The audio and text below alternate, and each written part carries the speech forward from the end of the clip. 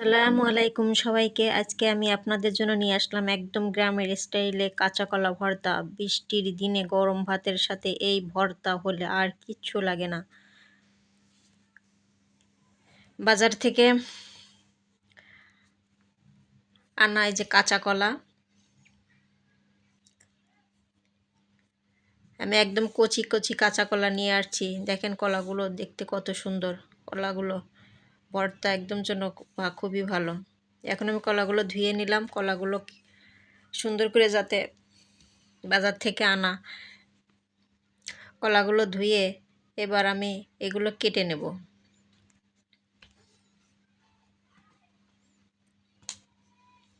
কলার গায়ে যে দাগগুলো আছে এগুলো হালকা করে কেটে নেব।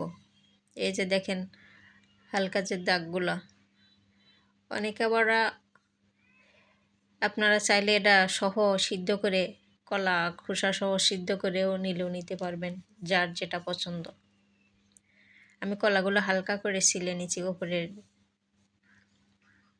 দাগগুলো আছে এগুলা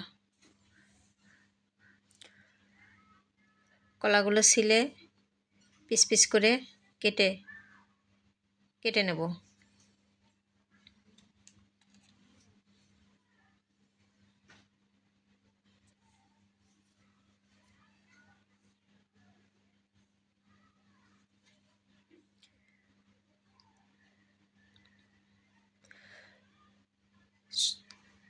ছোট ছোট করে টুকরা করে কাটলাম যাতে তাড়াতাড়ি সিদ্ধ হয়ে যায়।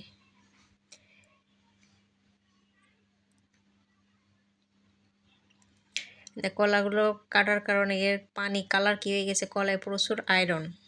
এর ভিতরে আমি কড়াইতে পাতিলে পানি দিয়ে দিয়েছি। পানি একটু সিদ্ধ ওই ফুটানো পর্যন্ত আর কি।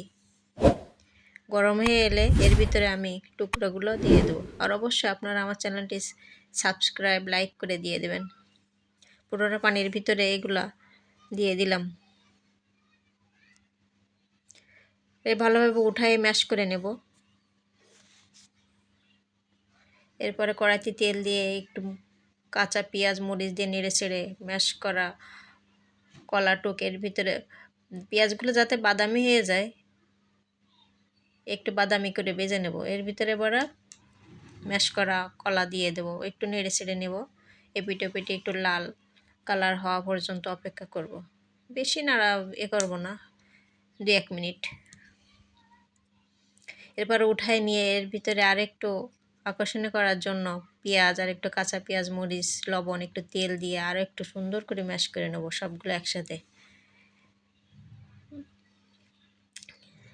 শেষ এই যে আমার ফাইনাল লুক এসে যাচ্ছে। কালারটা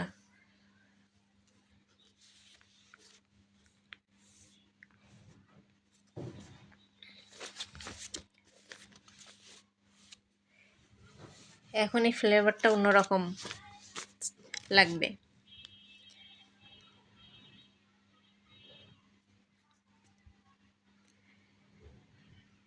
এটা আকর্ষণীয় করার জন্য সুন্দরভাবে ম্যাশ করে যাতে ওর সাথে মিক্সড হয়ে যায়। হাত দিয়ে নিলে আরও বেশি ভালো হতো আর কি। আর একটা ধনিয়া পাতা যদি হতো তাহলে আরও বেশি ভালো হতো, কিন্তু দুঃখের বিষয় আমার নাই বাসায়। গরম ভাতের সাথে খেতে অনেক মজা হবে বৃষ্টির দিনে। আর অবশ্যই আমার চ্যানেলটা একটা লাইক সাবস্ক্রাইব দিয়ে পাশে থাকবেন। আজকের মতন এই পর্যন্ত। আল্লাহ হাফেজ।